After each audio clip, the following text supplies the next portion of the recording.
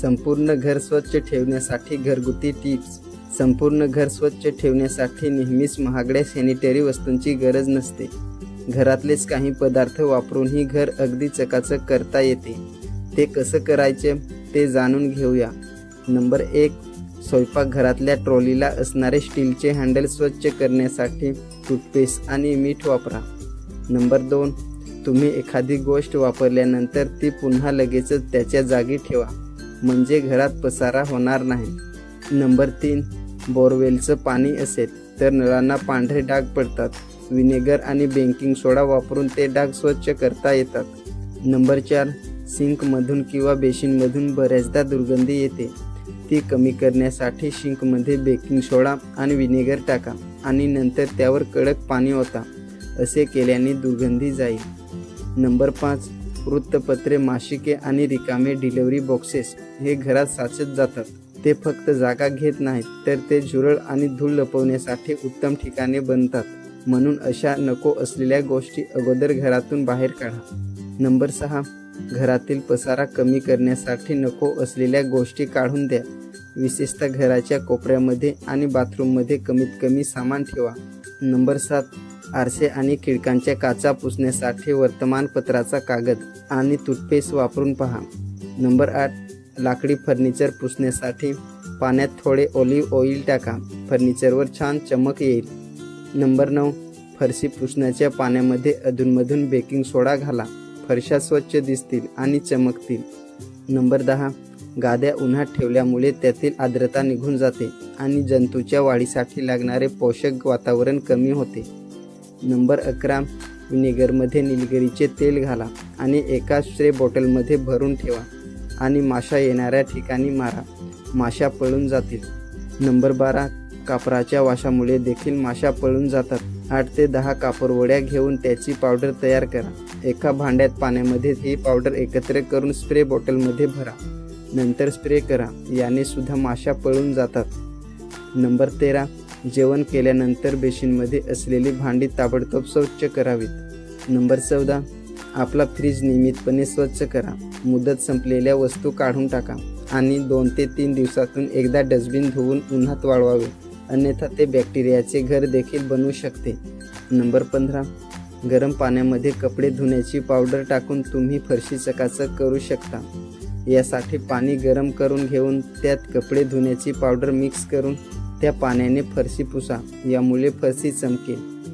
Number 16, switch बोर्डवर अनेक प्रकारे डाग लागलेले असतात।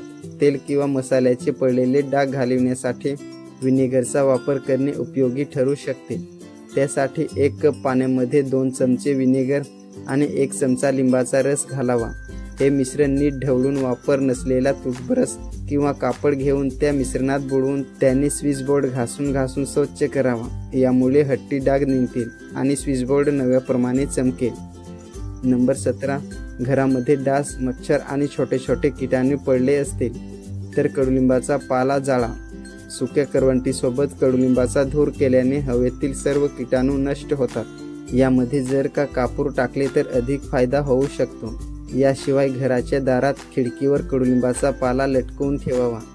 नंबर 18, बेडशीट, सोफा कव्हर, पडदे अशा कापडी वस्तूंवर निलगिरीच्या तेलाचे काही थेंब लावल्यास घरातील जीवजंतू नष्ट होतात। नंबर 19, कितीही महागड्या किमतीचे नळ किंवा बाथरूम मिक्सर वापरले तरी त्याच्यावरील पाण्याचे डाग त्याचा लूक खराब करतात। अशा वेळी वॅक्स पेपरच्या सहाय्याने नळ स्वच्छ करा, यामुळे पाण्याचे डाग लवकर जमा होणार नाही। नंबर 20, लिंबाचा रस काढून बाथरूममध्ये पसरवा। आता बाथरूम बंद करा। 15-20 मिनिटांनी बाथरूम स्वच्छ पाण्याने धुवून घ्या। तुम्हाला दिसेल की तुमच्या बाथरूमचा वास निघून जाईल, तसेच बाथरूम चमकेल। नंबर 21, आपण अनेकदा बाथरूम किंवा टॉयलेट धुण्यासाठी एखादे लिक्विड किंवा वासाचे फिनाईल वापरतो, पण त्याचबरोबर एखाद्या वेळी कापडाची किंवा भांड्याची पावडर या फरशीवर टाकून टॉयलेट किंवा बाथरूमची फरशी स्वच्छ केल्यास त्याने साफ होण्यास आणखी मदत होते। बाथरूमसाठी एखादी स्लीपर ठेवल्यास पाय आणि फरशी दोन्हीही खराब होणार नाही। नंबर 22, एक वेळापत्रक बनवा आणि त्यानुसार स्वच्छतेच्या कामांची यादी बनवा। एका वेळी घरातील एक भाग स्वच्छ करणे अधिक सोपे जाईल। नंबर 23, घर नीटनेटके ठेवण्यासाठी तुमच्या कुटुंबातील सदस्यांना सहभागी करून घ्या. कुटुंबातील प्रत्येक सदस्याला वयोमानानुसार एक काम सोपवा. नंबर 24. नेहमी स्वयंपाकघरात स्वयंपाक करताना केस मागच्या बाजूला बांधून मगच अन्न शिजवावे. भाज्या आणि फळे नीट धुतल्यास त्याचा वापर करा. नंबर 25.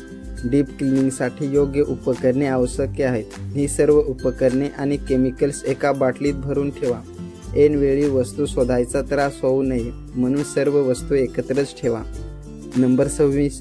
आपली साफसफाई संपल्यानंतर नियमितपणे आपली साधने स्वच्छ करावीत. मॉप, झाडू आणि कपडे स्वच्छ करावीत.